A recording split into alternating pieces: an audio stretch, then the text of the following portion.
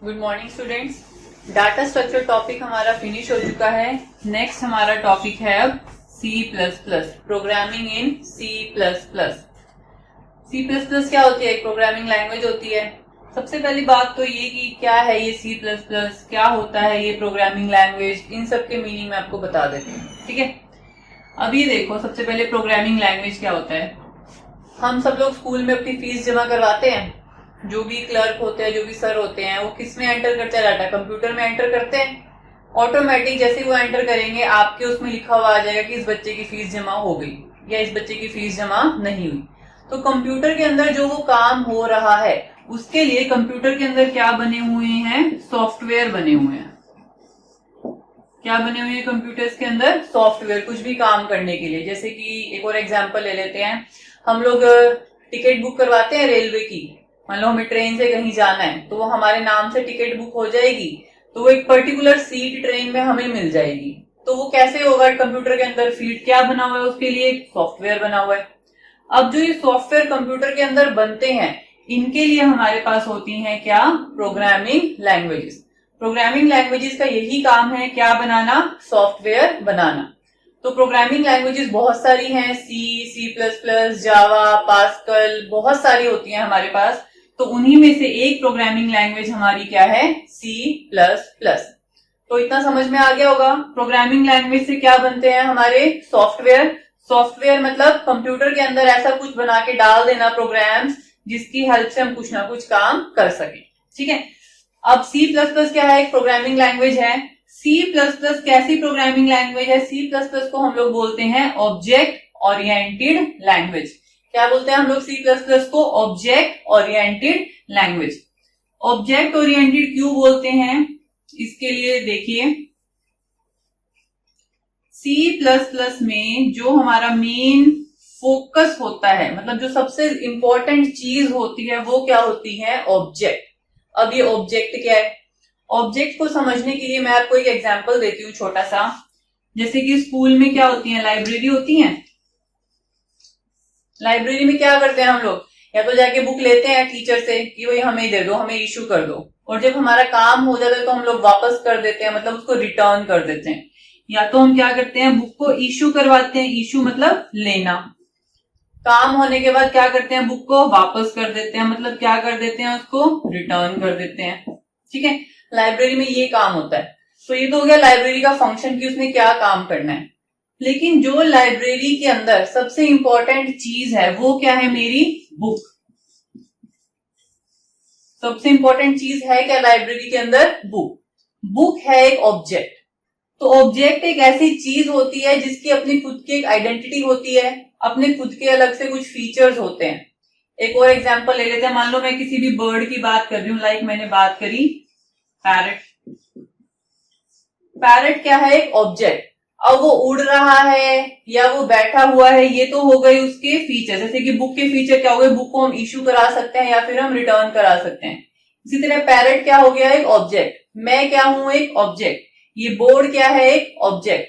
तो ऑब्जेक्ट कोई भी चीज, मान लो हम कुछ भी काम कर रहे हैं, वहां पर अगर हम किसी चीज के बारे में बात करें तो वो जो चीज होती है वो क्या होती है? आपकी ऑब्जेक्ट। तो ऑब्जेक्ट के लिए कहा जाता है object is an entity. Object एक ऐसी एंटिटी है, एक ऐसी चीज है, वो कुछ भी हो सकता है। मैं हूं, ये बुक है, आप हो, चेयर, टेबल, दीवार, सब कुछ, ये सब क्या होता है? हमारा ऑब्जेक्ट होता है। तो C++ में जब प्रोग्रामिंग की जाती है तो जो हमारा मेन फोकस रहता है वो किसके ऊपर रहता है? ऑब्जेक्ट के ऊपर रहता है। हर एक ऑब्जेक्ट के अपने खुद के कैरेक्टरिस्टिक्स होते हैं और खुद के फीचर्स होते हैं, या फिर कह सकते हो खुद का बिहेवियर होता है। कैरेक्टरिस्टिक्स मतलब वो दिख कैसा रहा है, या फिर उसका कलर कैसा है, उसकी शेप कैसी है, उनको हम बोलेंगे कैरेक्टरिस्टिक्स।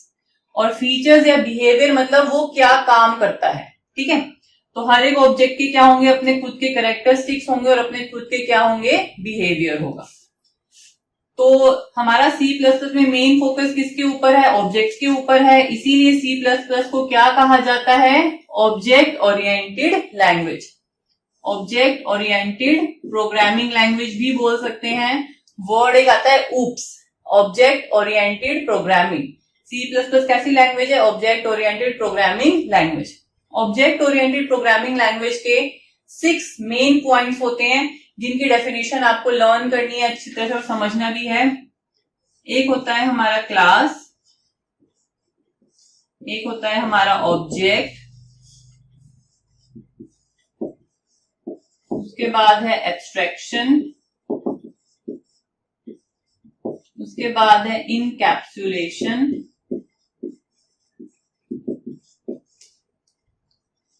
फिफ्थ है हमारे पास इनहेरिटेंस और सिक्स्थ है पॉलीमॉर्फिज्म।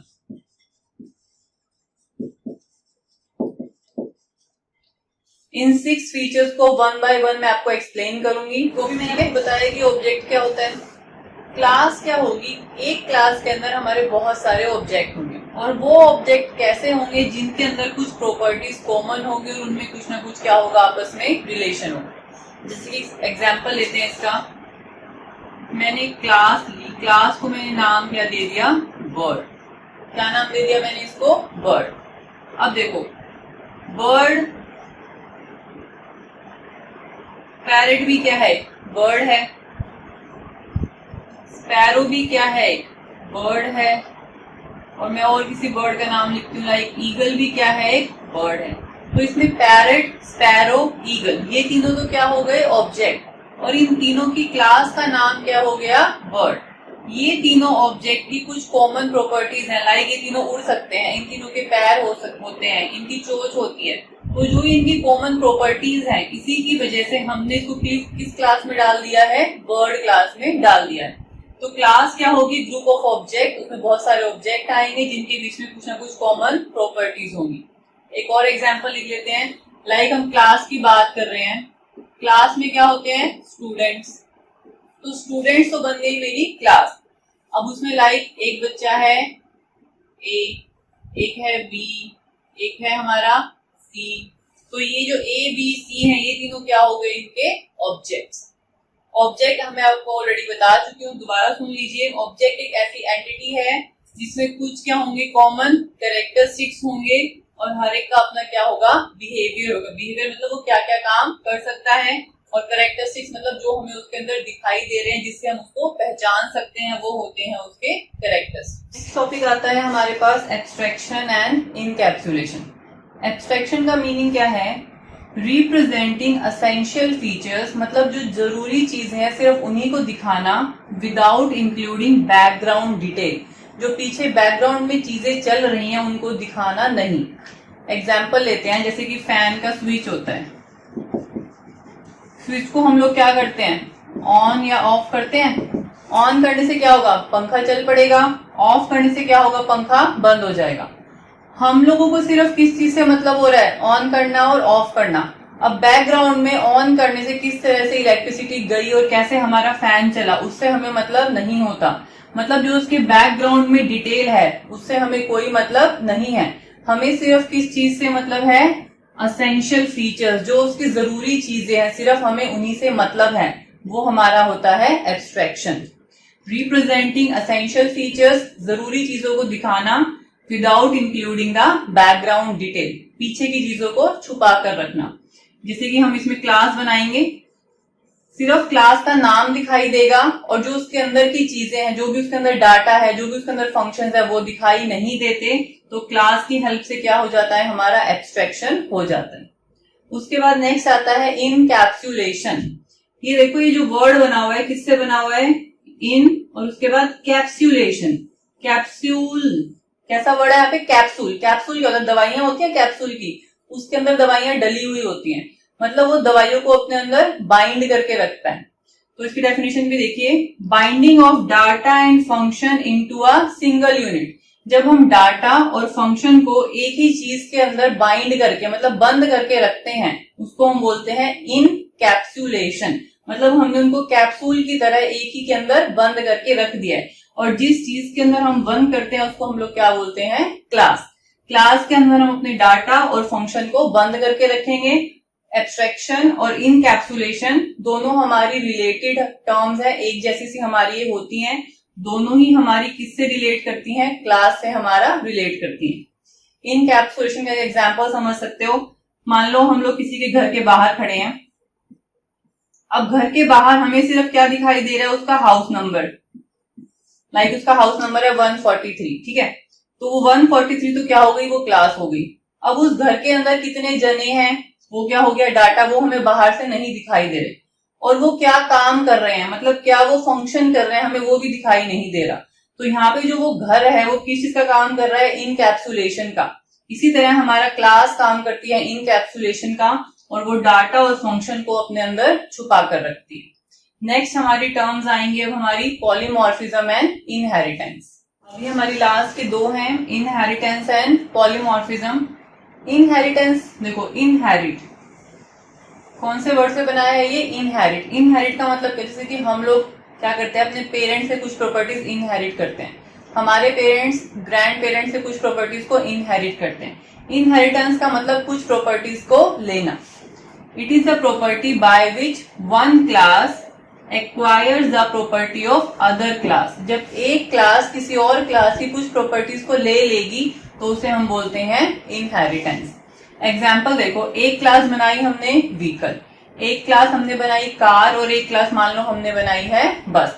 अब इसके अंदर क्या होगा, देखो व्हीकल्स के अंदर कुछ प्रॉपर्टीज क्या होंगी, कॉमन होंगी, जो कार के अंदर भी जाएंगी और बस के अंदर भी जाएंगी।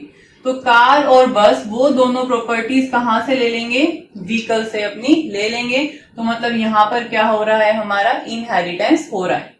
जो हमारी ऊपर वाली क्लास होती है इसे हम बोलते हैं सुपर क्लास, या फिर हम लोग बोलते हैं इसे बेस क्लास।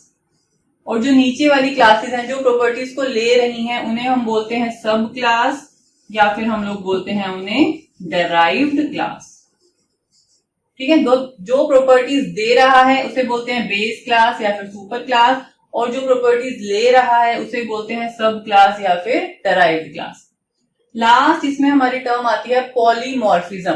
पॉलीमॉर्फिज्म वर्ड हमारा दो वर्ड से मिलके बना है, one is poly and other is morphism. Poly का मतलब होता है मैनी और मॉर्फिज्म का मतलब होता है फॉर्म। जब एक चीज एक से ज्यादा फॉर्म में हो, मतलब एक चीज एक से ज्यादा काम कर रही हो अलग अलग, तो हम उसको बोलेंगे polymorphism. When one thing perform many tasks, जब एक ही चीज अलग अलग काम कर रही हो तो वो हमारा क्या होता है, पॉलीमॉर्फिज्म। इसका एग्जाम्पल है प्लस। प्लस कैसे है, देखो अगर हम मैथ्स में बात करें तो अगर मैं लिखूंगी 2 + 3 तो आंसर क्या आएगा मेरा 5। 23 नहीं आएगा, आंसर क्या आएगा मेरा 5। और अगर इसी प्लस को मैं इंग्लिश में लिखूंगी a + b, तो यहाँ पे जो ये प्लस है ये काम करेगा कंकैटिनेशन का। कंकैटिनेशन मतलब वो b को a के बाद में लिख देगा और इसका आंसर आएगा ab। तो मतलब जो ये प्लस का साइन था मैथ में तो इसने काम करा एडिशन का, मतलब इन दोनों को जमा करने का, और इंग्लिश में इसने काम किया इन दोनों को मिलाने का। a के बाद क्या लिखा जाएगा, b। तो हमारा यहाँ पे जो प्लस है वो किसका काम कर रहा है, पॉलीमॉर्फिज्म का। तो ये था हमारा ऑब्जेक्ट ओरिएंटेड प्रोग्रामिंग लैंग्वेज के बारे में। नेक्स्ट वीडियो में C++ के बारे में इंट्रोडक्शन करेंगे और उसका एक प्रोग्राम रन करके देखेंगे।